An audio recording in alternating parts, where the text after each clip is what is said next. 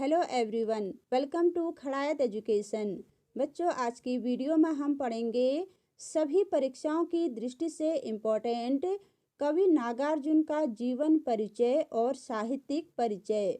इससे पहले हमने सूरदास, तुलसीदास, जयशंकर प्रसाद, सूर्यकांत त्रिपाठी, निराला आदि अनेक कवियों का जीवन परिचय और साहित्यिक परिचय को डिटेल में पढ़ाया हुआ है। आप लोगों ने वीडियो नहीं देखी है तो ज़रूर देख लीजिए। नीचे डिस्क्रिप्शन बॉक्स में सभी वीडियो की लिंक दी हुई है।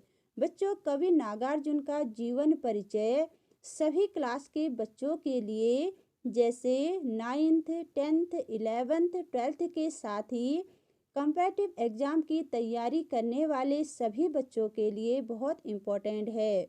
प्रतियोगिता परीक्षा में उनके जीवन से संबंधित महत्वपूर्ण रचनाएं, पत्र पत्रिकाओं के संपादक का नाम एवं महत्वपूर्ण पुरस्कारों को पूछा जाता है। तो आइए शुरू करते हैं कवि नागार्जुन का जीवन परिचय।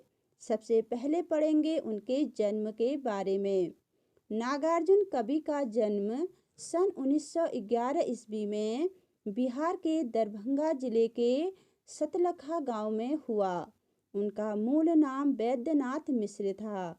इनके पिता का नाम गोकुल मिश्र और माता का नाम उमा देवी था।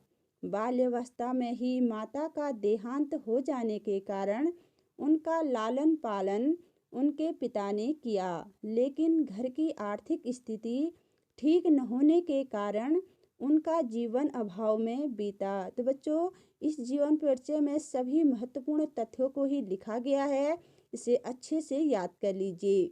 जैसे उनका जन्म कब और कहाँ हुआ था, प्रश्न बनता है तो आप लिखेंगे सन 1911 ईस्वी में बिहार के दरभंगा जिले के सतलखा गांव में।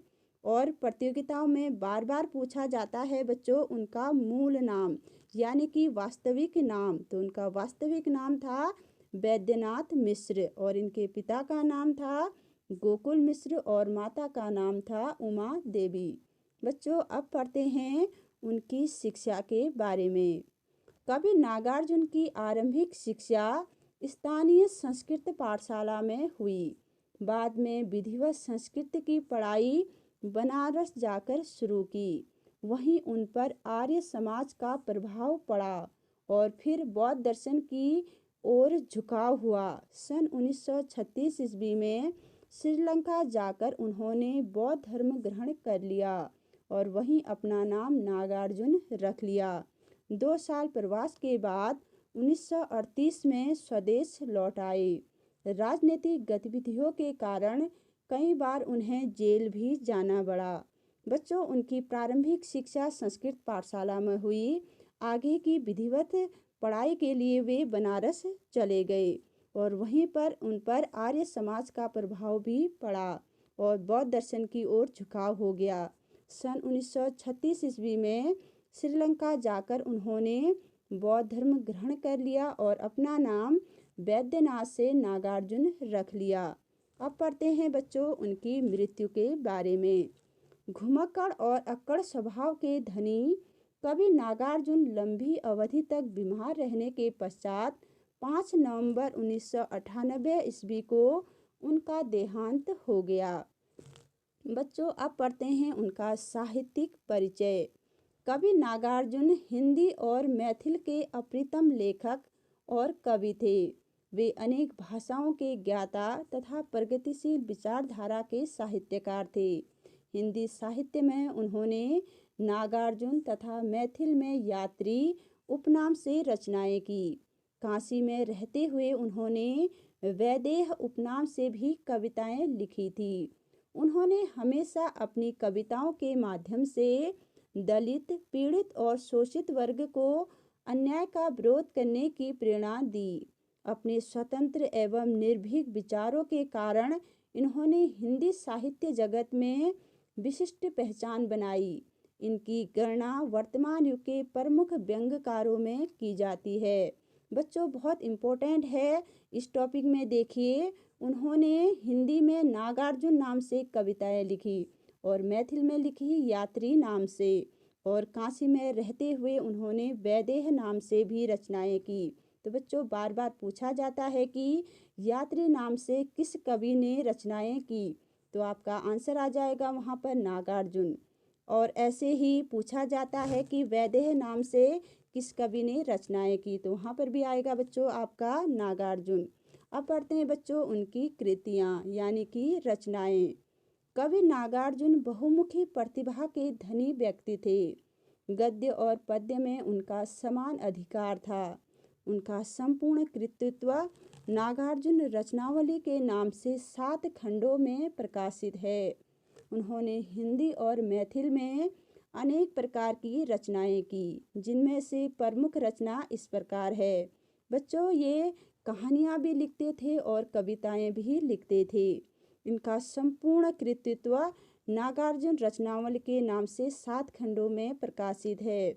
तो कभी प्रश्न पूछ लिया जाता है कि नागार्जुन रचनावली कितने खंडों में विभक्त है, तो आपका आंसर आएगा 7।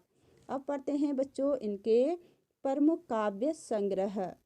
युगधारा, प्यासी पथराई आंखें, सतरंगे पंखों वाली, तुमने कहा था, तालाब की मछलियाँ, हजार हजार बाहों वाली, पुरानी जूतियों का कोरस, आखिर ऐसा क्या कह दिया मैंने, मैं मिलिट्री का बूढ़ा घोड़ा, भस्मांकुर, यह एक खंड काव्य है आदि। बच्चों ये सभी रचनाएं कभी न कभी किसी न किसी कॉम्पिटिटिव एग्जाम में पूछी गई हैं। सभी महत्वपूर्ण हैं, अच्छे से याद कर लीजिए। अब पढ़ते हैं इनके उपन्यास। रतिनाथ की चाची, बलचनामा, बाबा बटसेर नाथ, नई पौध, वरुण के बेटे, दुख मोचन, उग्रतारा, कुंभीपाक, पारो, आसमान में चाँद तारे आदि। बच्चों अब पढ़ते हैं इनका संपादन। इन्होंने कौन कौन से पत्र पत्रिकाओं का संपादन किया। दीपक, विश्व बंधु पत्रिका आदि। तो बच्चों बहुत बार एग्जाम में पूछ लिया जाता है विश्व बंधु पत्रिका का संपादन किसने किया, तो आंसर आ गया आपका नागार्जुन। अब पढ़ते हैं बच्चों इन्होंने जो मैथिल में रचनाएं की। चित्रा पत्र ही नग्न गाछ, यह इनकी कविता संग्रह है। पारो नवतुरिया उपन्यास। मैथिल में पत्र ही नग्न गाछ के लिए उन्हें सन 1969 1969 में साहित्य अकादमी पुरस्कार भी मिला है। बच्चों इन्हें अनेक पुरस्कार मिला है, लेकिन यह पुरस्कार बार बार पूछा जाता है कि कौन सी रचना में उन्हें साहित्य अकादमी पुरस्कार मिला, तो यह मिला मैथिल में पत्रहीन नग्न गाछ के लिए। बच्चों अब पढ़ते हैं उनकी भाषा शैली। कवि नागार्जुन की भाषा सरल, स्पष्ट तथा मार्मिक प्रभाव डालने वाली है। काव्य विषय उनके प्रतीकों के माध्यम से स्पष्ट उभर कर सामने आते हैं। उनके गीतों में जनजीवन का संगीत है। साथ ही उनकी भाषा तत्सम प्रधान शुद्ध खड़ी बोली है, जिसमें अरबी व फारसी के शब्दों का भी प्रयोग किया गया है। बच्चों कैसी लगी यह वीडियो? पसंद आए तो लाइक कीजिए, शेयर कीजिए और सब्सक्राइब करना मत भूलिए। वीडियो कैसी लगी और इस पाठ से संबंधित आपके मन में कोई डाउट है तो कमेंट बॉक्स में ज़रूर लिखिए। मैं पूरी कोशिश करूँगी कि आपके हर डाउट क्लियर हो सके। तो मिलते हैं अगली वीडियो में। Thank you.